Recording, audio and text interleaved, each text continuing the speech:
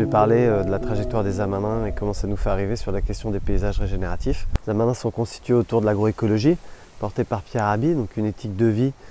qui s'applique en fait de manière pratique dans le lieu. Ce qui est intéressant, c'est qu'on voit bien que l'agroécologie c'était il y a 20 ans, donc ça portait en fait une vision du monde, mais qu'avec le temps cette vision elle a évolué, parce que aussi la société en fait elle a évolué. Donc les enjeux agricoles sont toujours aussi prégnants, les enjeux d'habitat aussi, mais on voit bien que le changement climatique en fait, il devient de plus en plus réel, il nous touche de plus en plus dans nos tripes, dans nos cœurs et autres, c'est plus quelque chose de juste mental. Et donc du coup pour les Amanins, c'est un peu parler d'agroécologie, d'aller sur la permaculture et d'arriver en fait sur les questions de régénération. C'est comme une suite logique en fait de fonctionnement, en tout cas d'étapes, et qui nous amène en fait à réadapter le projet au regard de la société et des enjeux qui la traversent. Du coup, cette vision en fait, des paysages régénératifs, elle vient vraiment nourrir la vision qu'on essaie de mettre en place aux Amanins sur faire des Amanins un lieu professionnalisant sur le bien vivre ensemble en ruralité. Et du coup, la question des paysages, elle vient toucher cette notion du bien vivre ensemble parce que c'est un commun qui nous rassemble, c'est les paysages des lieux où on habite et qui sont donc des paysages qui nous habitent. Et ce qui est très intéressant en fait pour nous, c'est que les paysages, ils sont constitués à la fois des infrastructures, donc des infrastructures énergétiques, des aménagements, de l'habitat, des structures en tant que telles qu'on a besoin nous les humains pour vivre, à la fois en fait des interfaces agricoles, c'est-à-dire toute cette agriculture qui fait lien entre les infrastructures et tout ce qui sont les zones naturelles, les espaces et les écosystèmes naturels, type les forêts, les montagnes et autres. Donc on a vraiment en fait une jonction comme ça qu'on voit aux Amanins, puisqu'aux Amanins on va avoir nos infrastructures reliées en fait aux champs, aux prairies et autres, qui vont venir connecter la forêt, les 100 hectares qu'il y a avec la ferme voisine, qui est la ferme des Buis. Et ce qui est intéressant, c'est que ces dynamiques de paysage, elles viennent nourrir à la fois donc, la régénération des écosystèmes,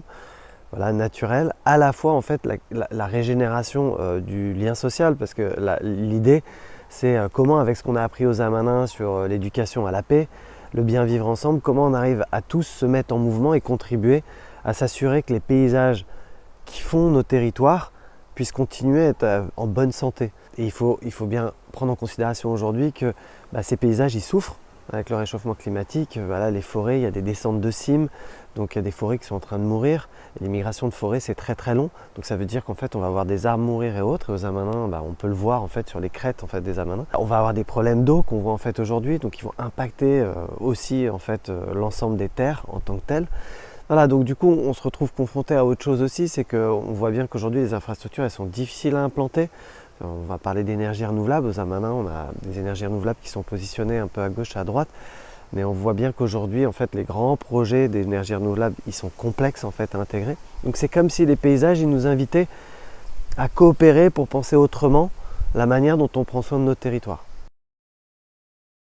Donc nous, notre enjeu en fait aux Amanins, c'est ces questions de paysage, ça va être à la fois de retravailler les cycles de l'eau aux Amanins, donc pour pouvoir nourrir la partie agricole et particulièrement la partie maraîchage.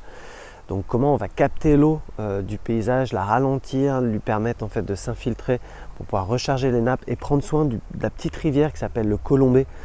qui traverse les Amanins et qui vient nourrir la Grenette. Ça va être aussi une manière de reprendre en charge la question de la forêt. La forêt des Amanins, donc c'est à peu près 25 hectares, mais 100 hectares avec la ferme des Buis. C'est un beau massif, mais auquel on n'a jamais touché, qui n'est jamais vraiment rentré dans le projet. Donc là, on veut lui redonner une place, parce que c'est aussi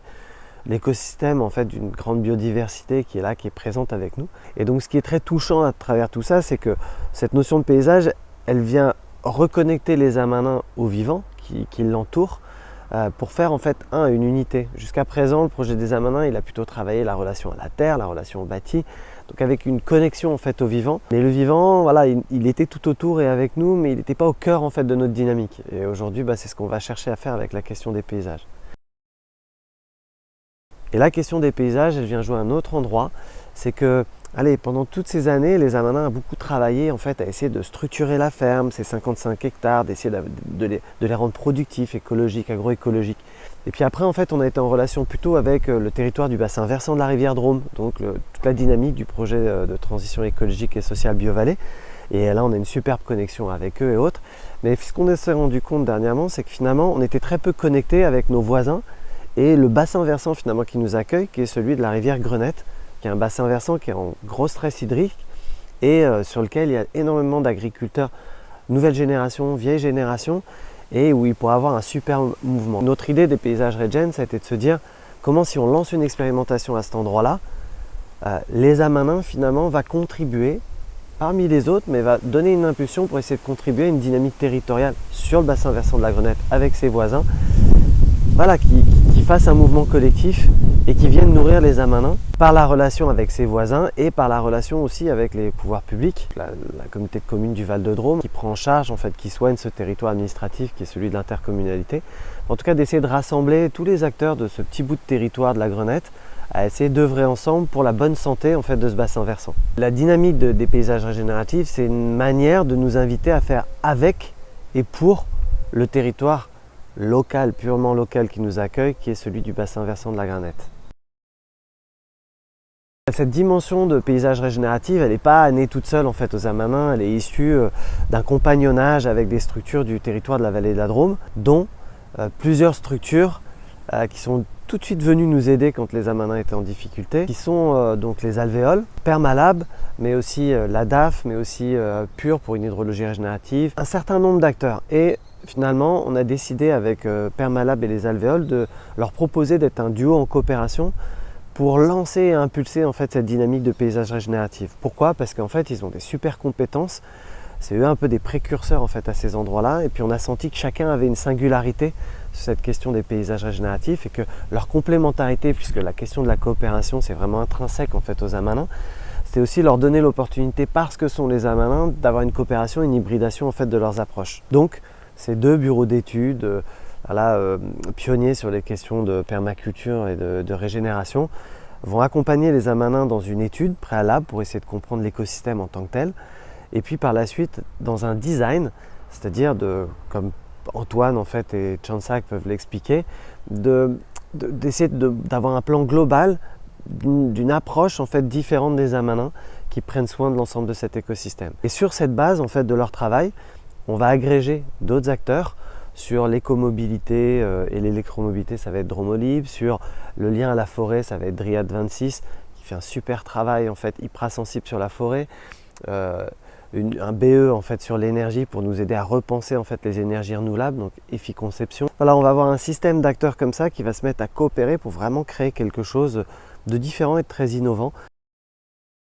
Tout l'objectif de tout ça, c'est aider les Amanins à se relancer dans une expérimentation qui est en relation avec sa raison d'être, mais c'est aussi surtout pour créer des savoirs immatériaux, même matériels, c'est-à-dire des éléments de méthode, des outils, c'est-à-dire de modéliser des choses qui puissent permettre en fait à d'autres fermes, les fermes voisines, mais au-delà,